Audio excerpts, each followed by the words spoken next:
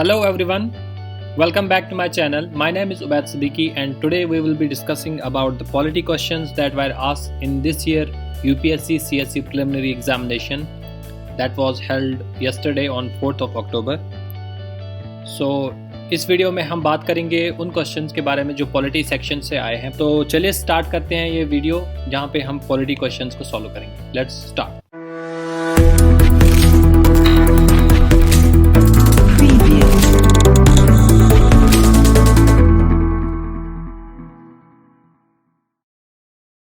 तो अगर हम इस बार के CSE पेपर की बात करें तो पॉलिटी सेक्शन से लगभग 16 से 17 क्वेश्चंस आए थे। And if we look at overall the paper, तो इस बार के पेपर के जो रिव्यूज़ हैं दे वर मिक्स्ड रिव्यूज़। कुछ बोल रहे थे कि बहुत ही टफ पेपर है and some were saying it was quite easy.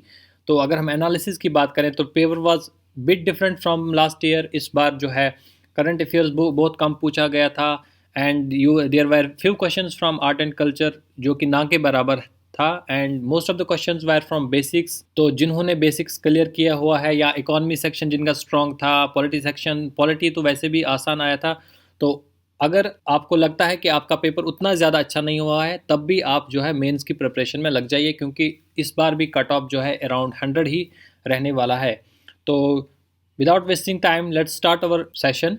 The first question in polity section was a parliamentary system of government is one in which, and the four options are all political parties in the parliament are represented in the government।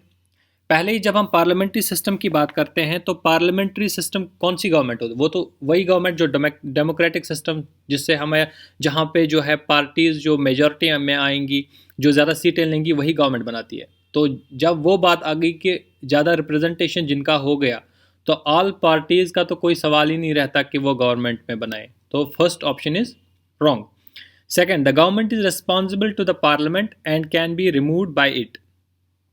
देखिए यहाँ पे ये जो है this is the right answer, because जब हम government की बात करते हैं तो गवर्नमेंट में हमारे पास फिर 3 ऑर्गन्स आते हैं, legislative, executive and judiciary. And judiciary को साइड में रखते हुए अगर हम लेजिस्लेटिव एंड एग्जीक्यूटिव की बात करें तो executive is mainly the government, क्योंकि वही जो पावर में होते हैं वही मिनिस्टर्स होते हैं, तो दैट इज़ द एग्जीक्यूटिव। तो but in parliamentary government executive is responsible to the parliament for all its acts. ये तो सही बात है। तो our option number B is correct. So moving forward on question second. Second question is, which part of the Constitution of India declares the idea of welfare state? Welfare state के बारे में आपने बहुत कुछ पढ़ा होगा। Welfare state यानी कि वो गवर्नमेंट जो सबका ध्यान रखती हो, यानी which protects the and promotes the economic as well as social well-being of its citizens, उस गवर्नमेंट को हम बोलते हैं कि ये एक वेलफेयर स्टेट है, वेलफेयर गवर्नमेंट है।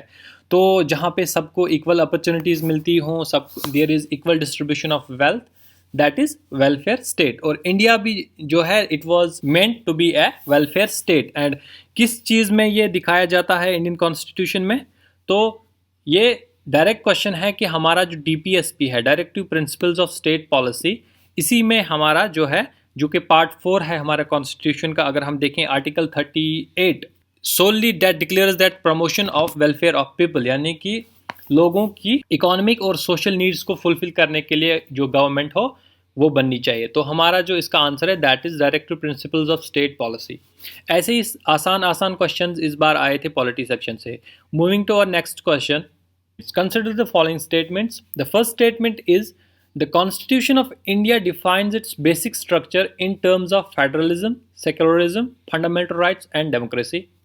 अगर हम बेसिक स्ट्रक्चर की बात करें तो बेसिक स्ट्रक्चर इसको डिफाइन करते हुए बहुत सारे जो है जजमेंट्स आए थे। And the most important judgment जहाँ पे सुप्रीम कोर्ट ने बेसिक स्ट्रक्चर को एक्चुअली डिफाइन किया, that was the Kesavananda Bharati case of 1973, जहाँ पे सुप्रीम कोर्ट ने बताया कि कुछ ऐसी चीज़ें हैं which can not be taken away even by amendments. So उनमें ये सेकुलरिज्म आता है, फंडामेंटल राइट्स आते हैं। तो first statement is correct. Moving to our second statement, the constitution of India provides for judicial review to safeguard citizens liberties and to preserve the ideals on which the constitution is based। अब जब हम judicial review की बात करेंगे तो judicial review यानी courts के पास जो पावर्स होते हैं, जो लॉ बनता है, लॉ मेकिंग बॉडी जो लेजिस्लेचर एग्जीक्यूटिव के जो एक्ट्स होते हैं, उनकी लीगैलिटी या कॉन्स्टिट्यूशनैलिटी चेक करने के लिए courts have the powers such that they safeguard and protect the rights of the people. ये जो पावर है ये जुडिशरी के पास होता है. तो this is also true. So the correct answer would be C part, both 1 and 2. Now moving forward, another question is also from, it's a direct question. One common agreement between Gandhism and Marxism. तो यहाँ पे जो है गांधीज़म और Marxism का similarities अगर हम देखें तो गांधी जी और जो मार्क्सिज्म की फ़िलासफ़ी है उनका एक जो है मेन जो फाइन गोल था, जो सिमिलर गोल था, that was making a stateless and classless society. तो आपका ऑप्शन नंबर 1 करेक्ट है. बाकी इसमें जो है मेथड्स एंड मीन्स जो है they are different. Gandhism believed in non violence where marxism believed in violence. Revolt के बारे में बात करता है मार्क्सिज्म, यानी यहाँ पे गांधीज़म जो है वो रिवोल्ट के बारे में नहीं बात करता, वो स्पिरिचुअलिज्म के बारे में बात करता है, एटीट्यूडनल चेंज के बारे में बात करता है. तो but the answer is stateless society because both of these philosophers they voted for stateless and classless society. So the correct option is option A. Now moving to our next question is in the context of India, which of the following is the characteristic appropriate for bureaucracy? यहाँ पे bureaucracy की बात की गई है. तो bureaucracy it's like a hierarchy of officials और systems which administers and implements the orders of the government. तो जब हमने कहा कि ये एक एजेंसी है तो कौन सी एजेंसी है, तो पहला ऑप्शन हमारा है agency for widening the scope of parliamentary democracy. नहीं, this is wrong. Politics and bureaucracy these are two different things. So option 1 is incorrect. The agency for strengthening the structure of federalism. It has nothing to do with federalism. It is again incorrect. Political agency for facilitating stability and economic growth. ये भी नहीं है. It is an agency for the implementation of public policy. बिल्कुल. Option 4 is the correct option because bureaucracy is an agency which implements the policies that are made by the government. उसको उनका implementation और उनका administration जो है वो bureaucracy देखती है. Moving forward is another question. ये क्वेश्चन भी डायरेक्ट क्वेश्चन है. The preamble to the Constitution of India is. preamble के बारे में बहुत सारा डिबेट हुआ है कि whether preamble is a part of constitution or it is not. But after many judgments, या केसरनंदा Bharti case and lastly LIC case of 1995, it was declared that preamble is actually the part of the constitution. अब इसका legal effect है कि नहीं है, अगर हम अलग से देखें तो preamble has no legal effect. लेकिन इसमें जो पार्ट्स हैं, इसमें जिन चीज़ों की बात की गई है, इक्वालिटी की बात की गई है, जस्टिस की बात की गई है, उनका एक लीगल इफेक्ट है. क्योंकि इक्वालिटी के बारे में हमारे फंडामेंटल राइट्स बोलते हैं, फिर डायरेक्टिव प्रिंसिपल्स है, इसी तरह जस्टिस को लेके जस्टिस देना, राइट टू कॉन्स्टिट्यूशनल रेमेडीज़ हमारे पास है, या बाकी जितने सुप्रीम कोर्ट का होना या हाई कोर्ट का होना, they have legal effect.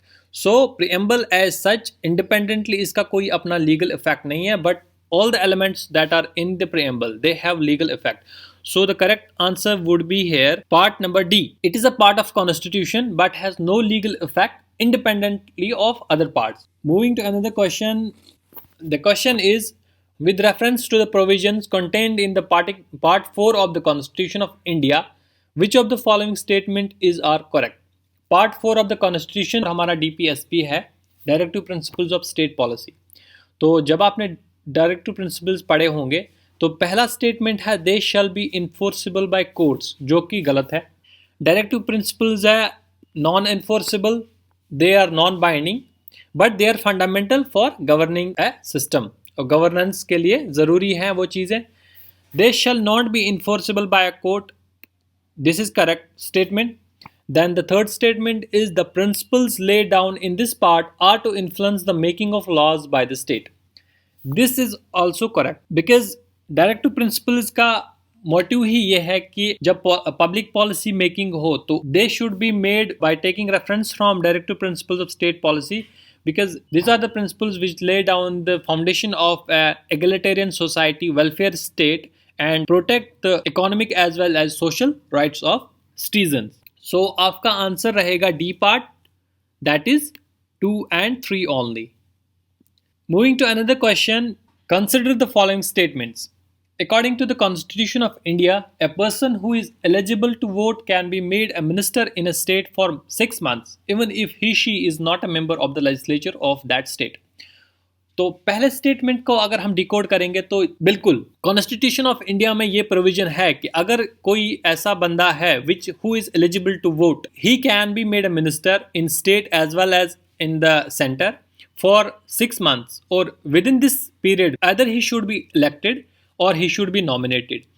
If not, then he will cease to be a minister.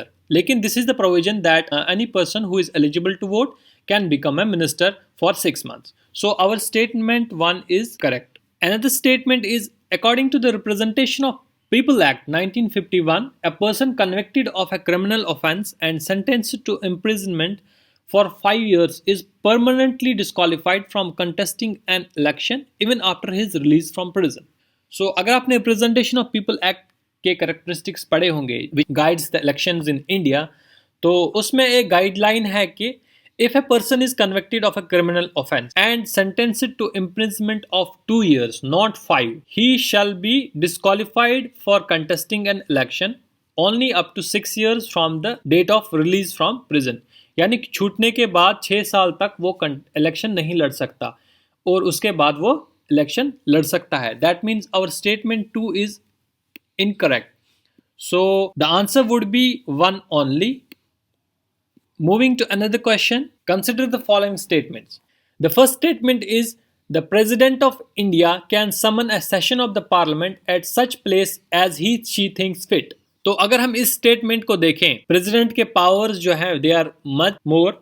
तो प्रेसिडेंट का पावर है कि he she can summon a session of parliament any time, किसी भी वक्त वो सेशन बुला सकता है पार्लियामेंट का, but not at any place he she thinks fit. Place की बात नहीं हुई है, वहां पे टाइम की बात हुई है. प्रेसिडेंट कभी भी पार्लियामेंट का सेशन बुला सकता है, लेकिन with in the premises of the parliament, जो कि हमारी नेशनल असेंबली है. ऐसा नहीं है कि राष्ट्रपति भवन में आपका सेशन चलेगा, वो वैसा नहीं चलता है. तो this statement is incorrect. Moving to statement number 2, the constitution of India provides for 3 sessions of the parliament in a year, but it is not mandatory to conduct all the 3 sessions.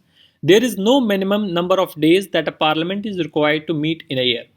अगर हम इस statement की बात करें तो बिल्कुल ये ठीक स्टेटमेंट है, क्योंकि डायरेक्टली वहां पे 3 सेशंस की बात नहीं की गई है. But if we see article 85 of our constitution, तो article 85 says that the maximum gap between 2 sessions of the parliament should be 6 months. यानी कि साल में 2 सेशन होने ही होने चाहिए. और हाँ, यहाँ पे हमारे 3 सेशंस हैं, यानी 3 सेशंस हो सकते हैं, but that's not mandatory. Minimum 2 sessions होने ही होने हैं, जो कि हमारा बजट सेशन है, monsoon session, then winter session. और there is no minimum number of days, rather there is quorum, यानी minimum number of members of the parliament they should be there to proceed with the session. अगर quorum नहीं है तो आपका session नहीं हो सकता, एडजर्न हो जाता है. हालांकि there is no minimum number of days. So our statement number 2 is correct. So the correct option would be B. Moving to another question, consider the following statements. Aadhaar metadata cannot be stored for more than 3 months. This statement is wrong because it cannot be stored for more than 6 months. The actual guideline is the Aadhaar metadata cannot be stored for more than 6 months. So our option 1 is incorrect. State cannot enter into any contract with private corporations for sharing of Aadhaar data. This is correct, क्योंकि state जो है इसको private companies को आधार data नहीं दे सकती है. ठीक है. Aadhaar is mandatory for obtaining insurance products. That is not correct. आप कोई इंश्योरेंस प्रोडक्ट ले रहे हैं, इंश्योरेंस पॉलिसी ले रहे हैं, तो उसमें आधार की कोई ज़रूरत नहीं है. Aadhaar is mandatory for getting benefits funded out of consolidated fund of India. So this is again correct statement, option 4. जितने भी हमारी गवर्नमेंट स्कीम्स या जितना भी फंड हमारा कंसोलिडेटेड फंड ऑफ इंडिया से आता है which is being put in the parliament, तो उन चीज़ों में आपको जो है वो बेनिफिट्स लेने के लिए आपको आधार सीडिंग ज़रूरी है. So our correct answer would be option 2 and 4, that is our B. Now moving to our next question. अगेन a direct question has been asked कि Rajya Sabha has equal powers with Lok Sabha in. हमने देखा है कि लोकसभा के जो है हायर पावर्स है as compare to Rajya Sabha, but there are few cases where Rajya Sabha has higher powers than Lok Sabha.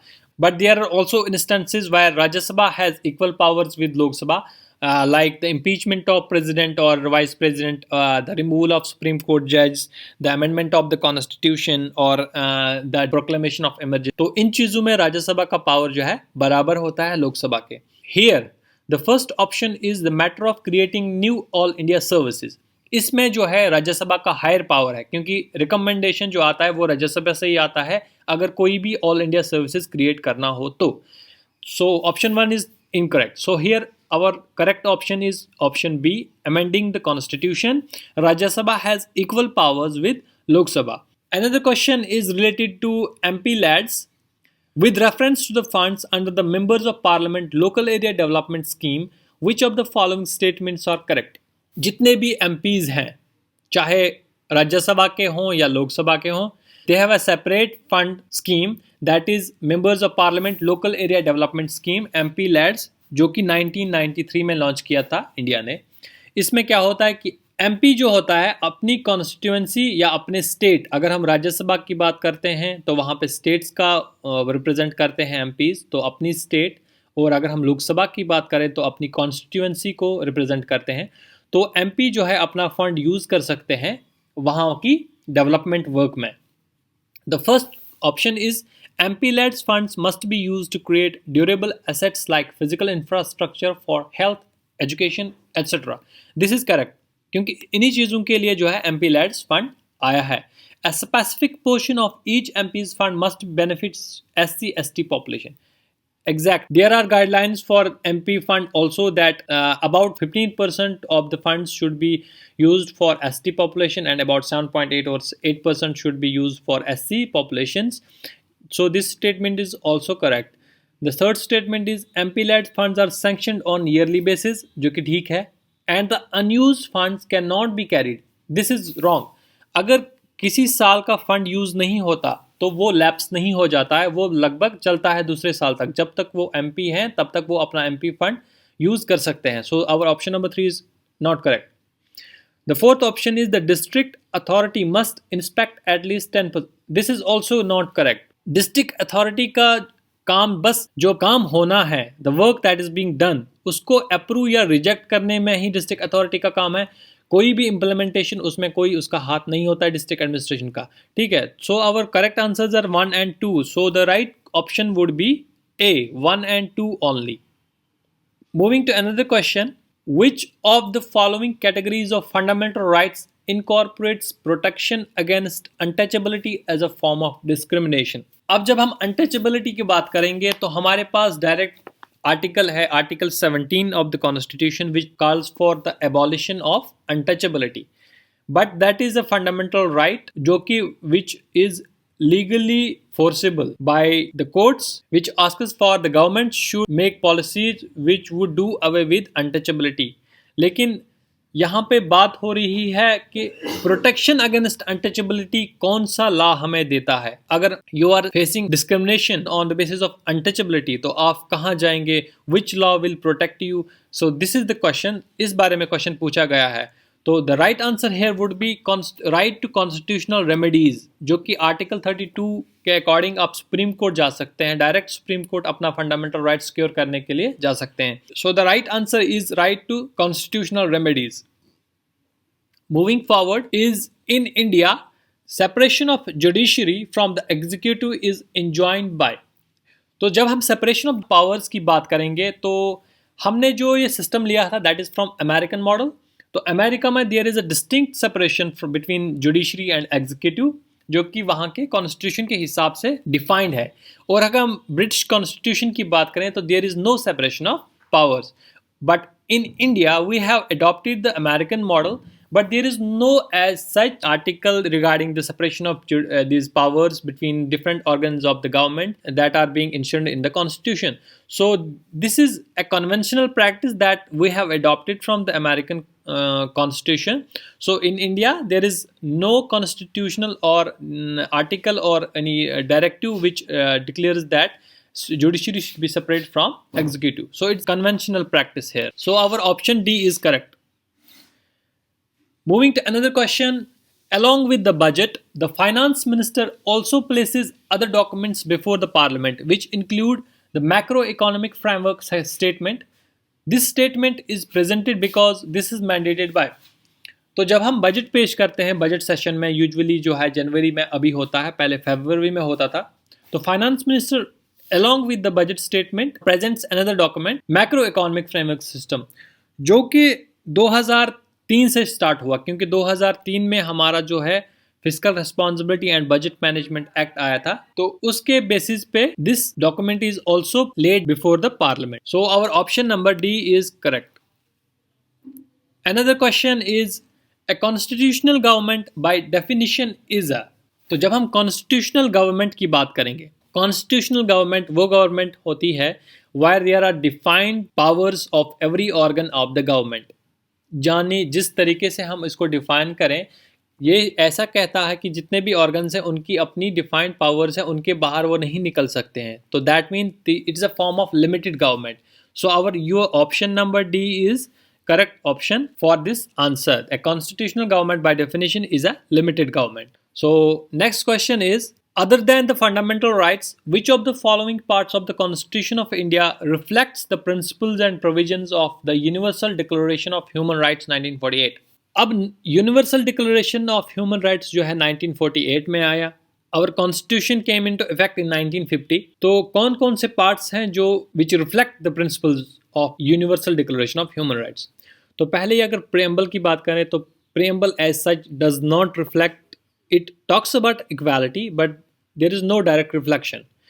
But if we see Universal Declaration of Human Rights, इसमें बहुत सारे टाइप्स के राइट्स हैं. इसमें सिविल राइट्स हैं, इसमें सोशियो इकोनॉमिक राइट्स हैं, इसमें आपके अदर राइट्स हैं. ठीक है, तो हमारा जो directive principles of state policy है, that is part 4 of the constitution, उसमें हमारे इकोनॉमिक एंड सोशल राइट्स को देखा गया है. तो this DPSP part of our constitution, it reflects the provisions और प्रिंसिपल्स ऑफ UDHR. तो हमारा option 2 is correct, that is B. So these were the questions that were asked from the polity section in this year's UPSC CSE preliminary examination. बहुत ही आसान question थे polity section से. और overall अगर हम पेपर की बात करें तो it was mixed reactions from the aspirants. Whosoever has given this examination, best of luck for him. तो इस वीडियो को यहीं ख़त्म करते हैं. If you like this video, please give it a thumbs up, and if you have not subscribed to this channel yet, please subscribe to this channel and press that bell icon so that you will get all the latest updates from this channel. Thank you so much for watching.